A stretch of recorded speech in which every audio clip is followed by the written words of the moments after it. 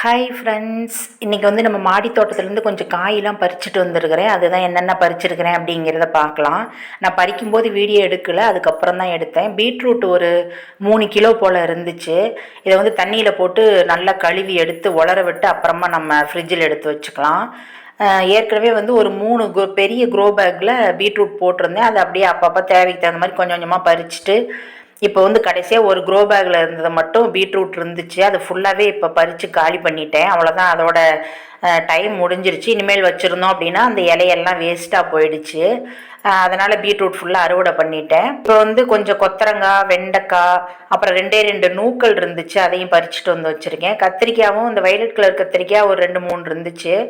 வெண்டைக்காய் ஒரு 1/2 கிலோ போல் இருக்கும். கொஞ்சம் ஒரு 1/4 கிலோ கொத்தரங்காய் இருக்கும். இருந்த காய் எல்லாத்தையும் பறித்து முடிச்சிட்டேன். இனிமேல் பீட்ரூட் முடிஞ்சுது. இனிமேல் அடுத்த சீசனில் தான் பீட்ரூட் போட முடியும். அவ்வளோதான் ஃப்ரெண்ட்ஸ், தேங்க்யூ.